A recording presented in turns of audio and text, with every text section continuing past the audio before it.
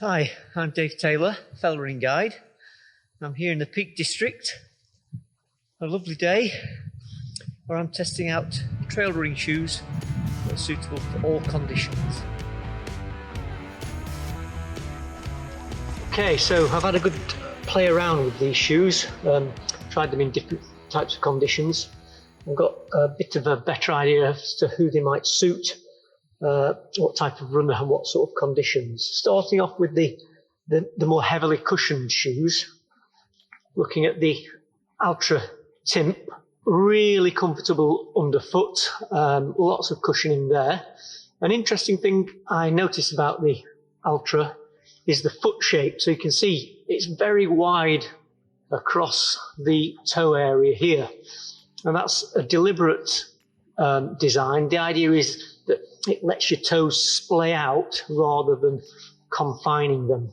So anyone who's got wide feet across the toes, I think that would really suit them. And also you could imagine maybe running for a long time on hard packed trails, maybe on a hot day when your feet starting to swell. You might be grateful of that wider toe box in there.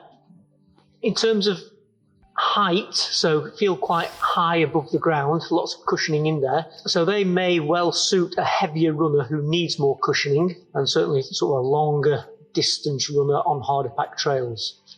Grip-wise, well, they're fine on drier conditions. Found them a little bit, maybe a bit sketchy on very muddy terrain, and I wouldn't really like to do much wet grass running on those.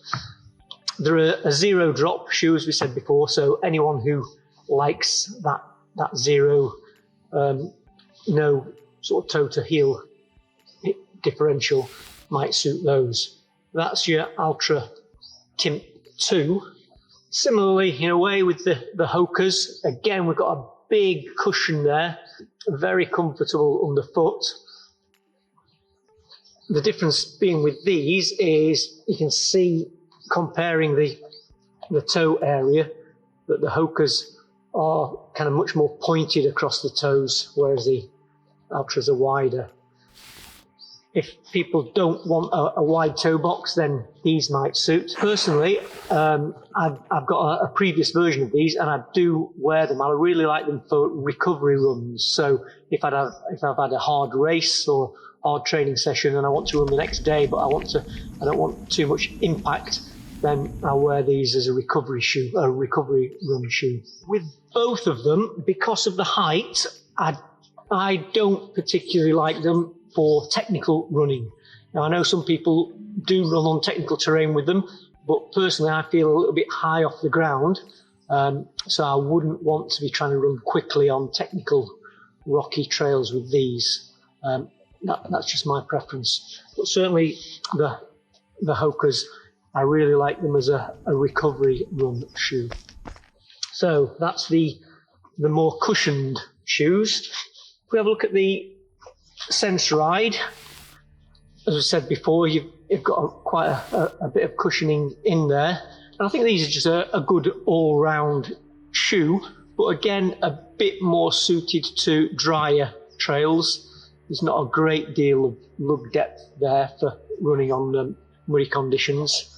But certainly a decent bit of cushioning and a comfortable shoe for me. So yeah, a bit of a decent all-rounder there.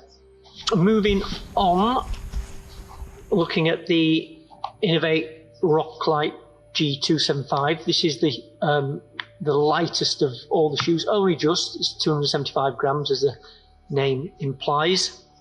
What I did like about this, there's not a great deal of cushioning in it, but I don't need a great deal of cushioning personally because I don't weigh very much. But what I did like is the lugs, the lug depth on there. So you're quite low to the ground, and you've got a good grip in a lot of conditions, a lot of different types of terrain there. Feel a bit more comfortable on muddy or even sort of steep grass. So that's what I would like about the Rock-Lite. In terms of the Sportiva, La Sportiva, the Captiva, probably, well, out of all the shoes, second in terms of aggressiveness of sole, but it would be equally suited to hard ground, so a mix of muddy, wet conditions and harder packed ground. Probably out of all of them, this feels the more racy of the shoes, if you like, so not a great heel to toe differential. It just felt a bit like a racier shoe. An interesting thing I noticed on it is that the tongue is integrated into the side of the shoe. You can see that. And what that actually means is it's good protection against getting stones down into your shoes. So in between your shoe and your sock. So that would be good on loose, rocky terrain where stones are flying all over the place. I would say that's really well suited to maybe fast running on technical ground. Then we've got the Dynafit, the Alpine Pro. Felt quite snug to me, but as I've said before, fit is kind of subjective. Grip-wise, pretty good grip on that forefoot, but what I did notice is a bit of a lack of grip in the heel area, which I suspected, which meant that on really muddy ground, not the best out of them. It's not the worst, but not the best. So dry trails predominantly, I think that would suit itself too. So we've got a bit of everything with all those. If I had to choose only one pair of these shoes, I would go with the Innovate Rock-Like G27. That's just because I think that this is more suited to all-round British conditions. They'd all be fine on dry trails, but how often in Britain do we get dry trails, even in summer?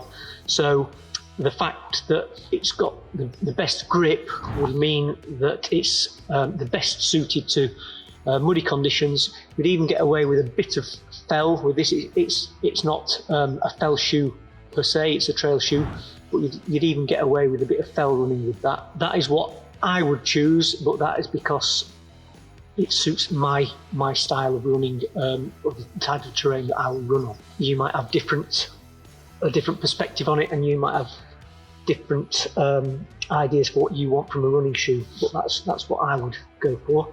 But remember, there's nothing wrong with having more than one pair of shoes, so you could fill your cupboard and have all of them if you wanted. So that's my review of these 6 shoes. I hope it's been useful in some ways, but shoe choice is very subjective, as I've said before. So anyway, that's it from me.